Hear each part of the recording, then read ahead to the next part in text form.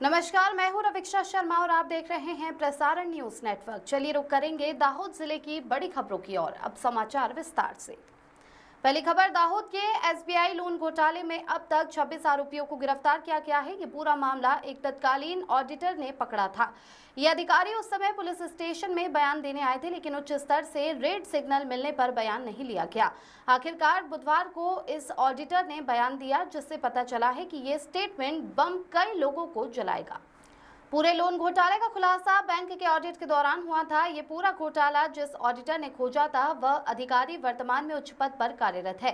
इस पूरे षड्यंत्र का पर्दाफाश करने वाले तत्कालीन ऑडिटर 28 जुलाई को अपना बयान देने के लिए पुलिस के सामने आए भी, जिससे पुलिस विभाग के जिम्मेदार अधिकारी ने इस तत्कालीन ऑडिटर का बयान लेना भी शुरू कर दिया और उसी वक्त उन्हें उच्च स्तर से किसी भी प्रकार का बयान न देने के लिए तत्काल आदेश आने पर उन्हें बयान देना टालना पड़ा, जिससे स्वाभाविक रूप से पुलिस जांच में बाधा उत्पन्न हुई। लेकिन बैंकिंग सेवा के जिम्मेदार अधिकारियों की चर्चा विचारणा के अंत में 8 दिन बाद ये ऑडिटर 6 अगस्त को अपना बयान देने के लिए पुलिस स्टेशन आ पहुंचे। अगली खबर, आदिवासी बाहुल्य वाले दाहोद जिले में मानसून का मौसम है और किसानों को खाद की जरूरत होती है। ऐसे में जिले में खाद की कमी, कालाबाजारी और ऊंचे भाव लेने के कई मुद्दे सामने आते रहते हैं। ऐसे में दाहोद जिले में अलग अलग तहसीलों में गांधीनगर स्क्वाड टीम द्वारा जांच शुरू की गई थी। पिछले 2 दिनों से टीम दाहोद जिले की अलग अलग तहसीलों के खाद डिपो पर औचक निरीक्षण कर रही है। जिले में कुल 8 टीमें, जिनमें क्लास 1 अधिकारी सहित अन्य कर्मचारी शामिल है, खाद डिपो पर जांच कर रही है। जांच के दौरान खाद डिपो के लाइसेंस की जांच, खाद डिपो में खाद सहित स्टॉक की जांच, स्टॉक पत्र, विक्रय पत्र, बिल बुक, फिजिकल जांच, पॉस मशीन सहित की जांच की जा रही है।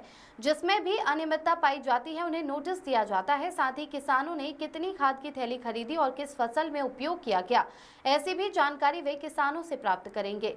जिले में अलग अलग तहसीलों में फिलहाल तो जांच शुरू की गई है। जिले में अनुमानित 250 से ज्यादा खाद डिपो स्थित हैं, जबकि जिले में खाद की कमी, ऊंचे दाम पर बिक्री सहित की बातों से किसानों को पर्याप्त मात्रा में खाद न मिलने से परेशानी उठानी पड़ती है।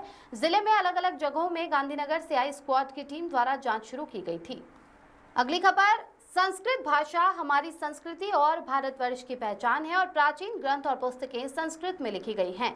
ऐसे में संस्कृत का समाज में बहुत महत्व है और अपनी भारतीय संस्कृति को परंपरा बनाए रखने और आने वाली अपनी पीढ़ी अपनी विरासत में मिली भाषा से अवगत हो और विद्यार्थियों के साथ साथ समाज में लोगों में भी संस्कृत भाषा के बारे में जागरूकता आए।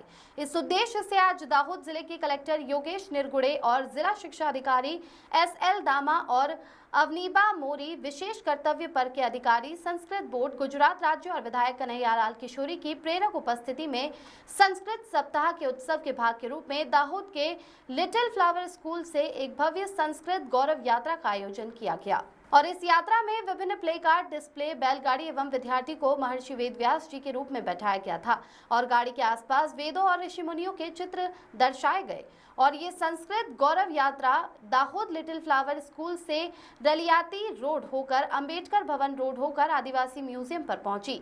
वहां भी एक विशाल प्रदर्शनी का आयोजन किया गया, जिसमें प्रदर्शनी में रोजमर्रा के जीवन की जरूरत की उपयोगी वस्तुएं, फल, फूल, प्राणी, पक्षी, वाहन जैसे सभी वस्तुओं के संस्कृत में नामों को दर्शाती प्रदर्शनी बनाई गई।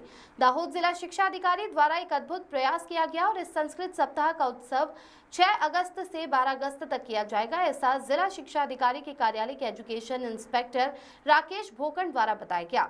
इस कार्यक्रम में अन्य महानुभावों में शिक्षा विभाग के अधिकारी, प्राचार्य और शिक्षक और विद्यार्थी बड़ी संख्या में उपस्थित रहे। मंडल द्वारा आयोजित नवरात्रि गरबा महोत्सव का इस साल 50वां वर्ष है। इस अवसर पर युवक मंडल द्वारा लोगों को प्रस्तुत किया गया है। मिली जानकारी के अनुसार हनुमान बाजार में युवक मंडल द्वारा सन 1975 से हर साल जानदार तथा शानदार गरबा खेला जाता है।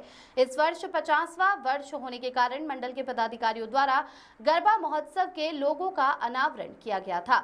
मंडल के पदाधिकारियों द्वारा शहर के युवाओं का आभार भी माना गया। नीलम सेठ की रिपोर्ट।